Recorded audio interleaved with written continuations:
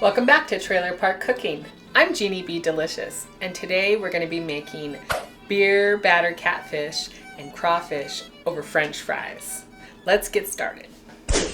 So for beer batter, this is what you're going to need. You're going to need beer. You can use any kind of beer. Really doesn't matter. You could even use O'Doul.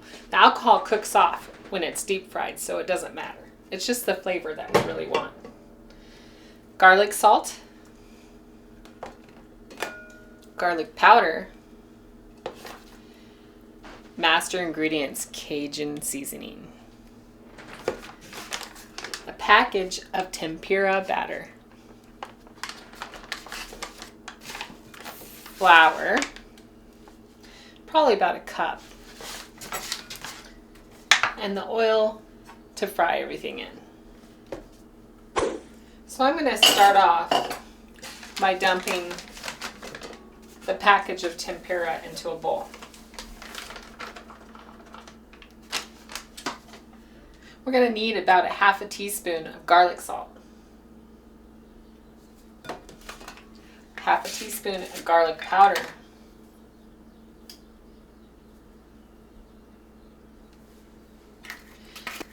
and a full tablespoon of Cajun seasoning.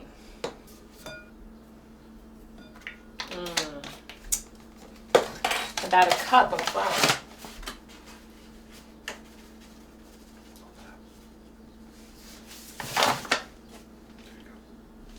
All right.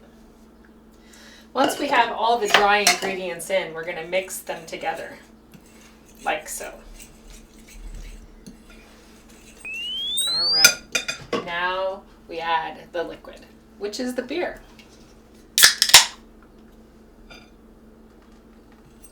I'm just going to slowly stir the beer in, because it's going to foam. Just keep on adding the beer. See how beautiful that looks? As it sits, it's going to settle a little bit. All right. We're going to add about a half a pan of oil. I turn the oil on to about a low, medium, high. I have my catfish, and I have my crawfish already peeled. Now you buy them in the fish department already pre-cooked. You just take them out of the shells. So with the potatoes, how we're going to cut them is we're going to make a level edge first. It gives us a nice flat surface so that we can stabilize our potato. Then you're going to make thin, large slices, like this, until you get to the very end. I turn them in halves like this, and then I just make shoestring size potatoes.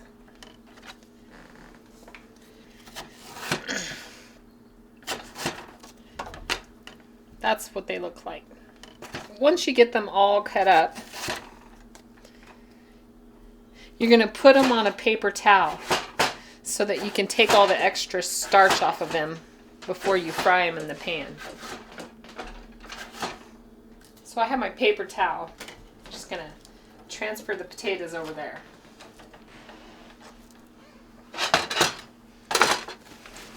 Just going to dab them down.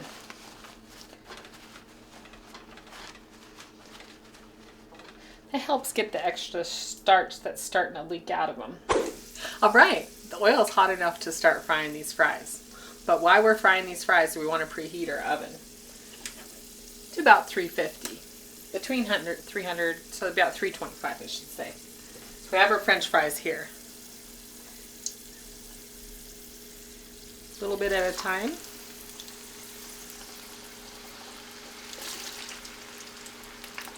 Look at that. Mmm.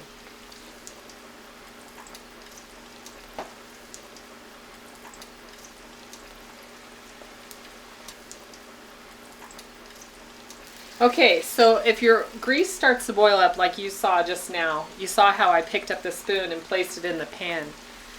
Well, the water and the starch that's on the potatoes will be what causes that. So what I did was put my spoon in there, which helps keep the oil from overflowing, and we saved ourselves from an emergency situation. And now crawfish, they're easy to catch too, but you can buy all these things at your local supermarket. What I do is I take a gallon bucket, and down in the middle I secure a piece of chicken, and I put it over the side of a dock, and it has to be pretty warm outside. That water has to be pretty high in temperature, and let it just sit there all day while I'm fishing until I got my limit. Bring it up. Sure enough, there's always a ton of crawfish at the bottom of that.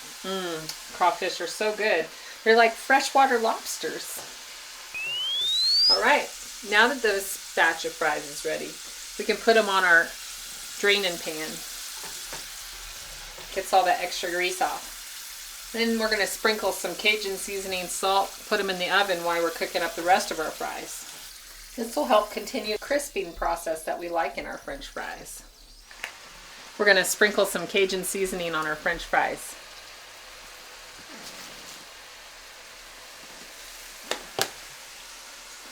And put them in our oven.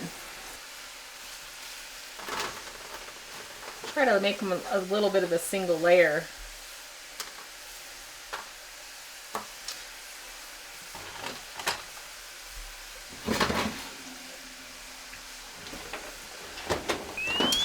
Now earlier I turned our oven up to 325, but now that all of our fries are complete, I went ahead and turned it down to warm. That way they don't overcook when we're frying up our catfish and crawdads.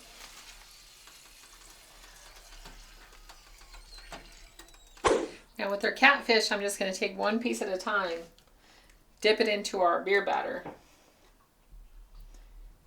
let it drain off as much as it is. Slide that into our hot oil.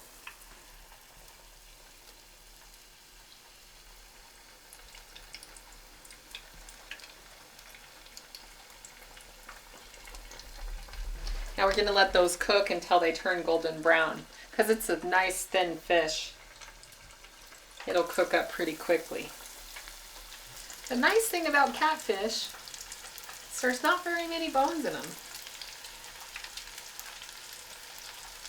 In the fillets that you buy from the store, it's already been taken out. You can just continue to do this process, letting them cook.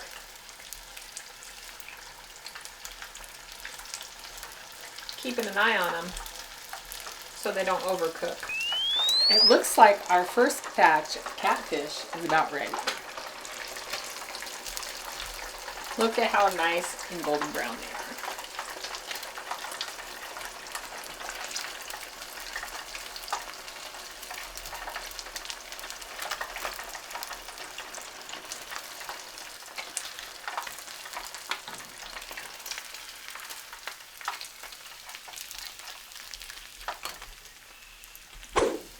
Because we only have 3 pieces left, we can go ahead and throw our crawdads in the batter.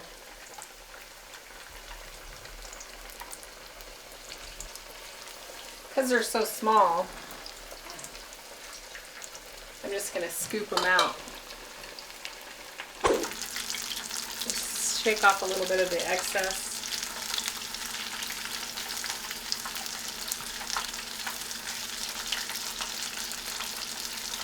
It's kind of hard to place these in there one at a time, so that's why I put them in little groups.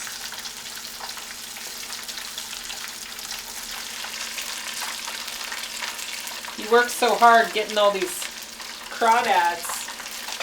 When you cook them out, you really look forward to eating them. All right. We've already pulled out our rest of our catfish. Now it's time to take those scrumptious crawdads out.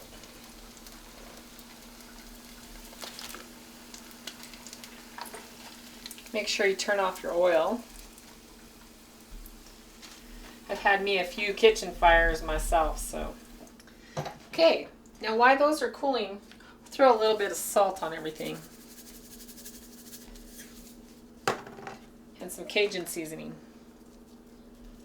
We'll make us some homemade tartar sauce. Okay. A nice teaspoon of mayonnaise. Depending on how many people you feed. A little squirt of mustard. And a spoonful of relish.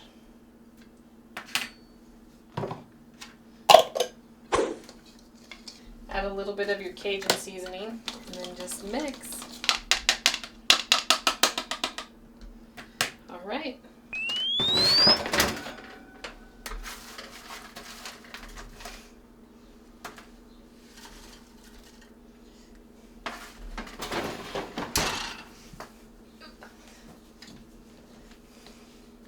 Throw a couple pieces of catfish on there. And a little handful of crawfish. Put a dab of our tartar sauce there. Now it's time to try it.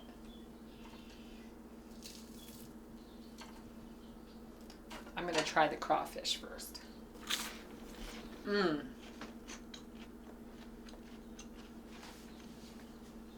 I love crawfish. And the beer batter just makes it so perfect. So crispy on the outside, and then you got like this almost delicious buttery flavor on the inside. And then we have our catfish.